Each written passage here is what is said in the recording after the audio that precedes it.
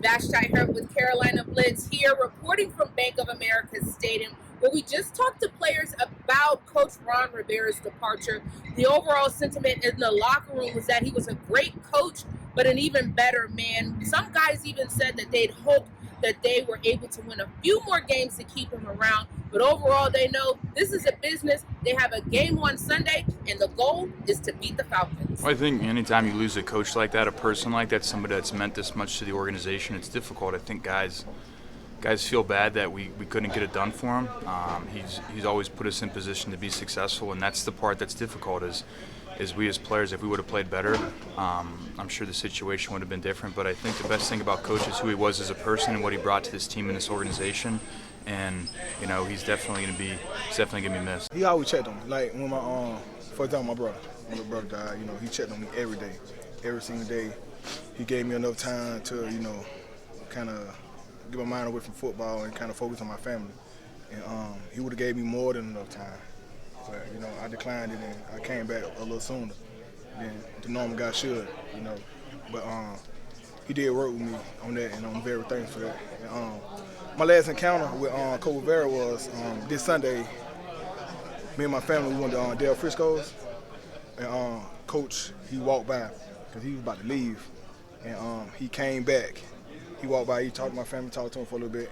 He went to the counter, and he came back to my table and gave me a nice gift card, to take care of my food. And everybody know Del Frisco kind of expensive.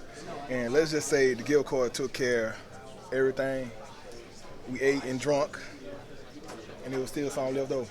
So I'm very thankful for that. Kind of sad, but at the end of the day, it's a business, so my heart goes out to him and his family because they did draft me, and just coming in, he was a good dude to me, so just sad about it. As far as on the football aspect, he's taught me a lot, gave me a lot of tips.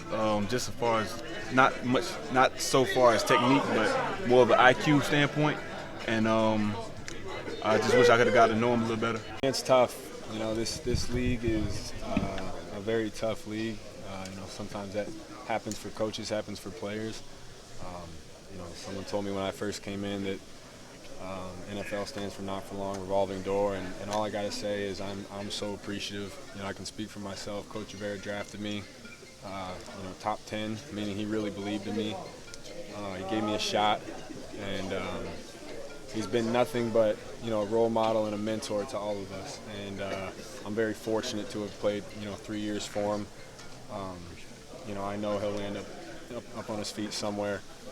But I think I speak for not just this team, but the entire Charlotte community, North Carolina, South Carolina, that we love him, and very thankful for everything he did. You hear about all these great things about Coach Rivera from afar. One of the people he coached under, Lovie Smith, talked about him. My financial advisor played with him, so I heard nothing but great things about him. But then have an opportunity to actually play for him, you get to see what everybody's talking about. Just not even how great a coach he is, but the man he is. And, just being a fan of him as a person and as a coach, it just sucks to see him go. It means a lot to me for him to have my back. Y'all all seen what I've been through, what Colin's been through, and for him to acknowledge and to recognize why I'm doing what I'm doing. I spoke to him when I first got here, told him why I was taking the knee and why I protest. And he told me straight up, he said, at first he was against what I was doing. But after talking to me and getting to know me, he understands. I feel somewhat personal. I wish I could have, done more. I think I speak for everybody. We wish we could have won some games there for him, but fortunately that's the way of the road sometimes. And our job doesn't change, and I know he would want us to continue to work extremely hard every single day and go out there and try to win. Obviously things change, but you just got to move forward. You still got a task to accomplish, which is beating Atlanta. So just prepare the right ways in the meeting room and on the practice field and be ready to go Sunday. Regardless of if Coach Rivera was here or not, that game has to be played on Sunday. And we got a job to do. So we just got to go out and make sure that we perform. We got a job to do. I feel for Coach Rivera. I'm sad for him. If there's a bright side, I hope that he gets an early look at options that are coming up for next year. But we still have 4 games, and we gotta get some wins. So being a part of your 111, just for me, it's just going about business. It's a business, so I got to make sure I do my job and get my guys going because hey, we can all be gone. So we just got to get the job done. That's it. The fortunate reality about the NFL is, and I've said this to you guys before, the part everybody sees is the part everybody wants to sign up for. It's the part that nobody else sees that not everybody's cut out for. And this is one of those moments where, the NFL is not for everybody. It is not always a happy environment. It's not always an easy care about your feelings environment, pat you on the back. It's just not. It's just not the way it goes. The NFL and or Panthers are going to go on without all of us. And that's a hard reality to face as an individual.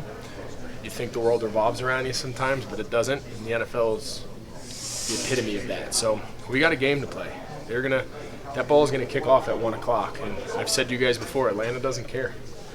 They have no sympathy for us. They don't care. They're fighting for their lives. They got 3 wins, 4 wins.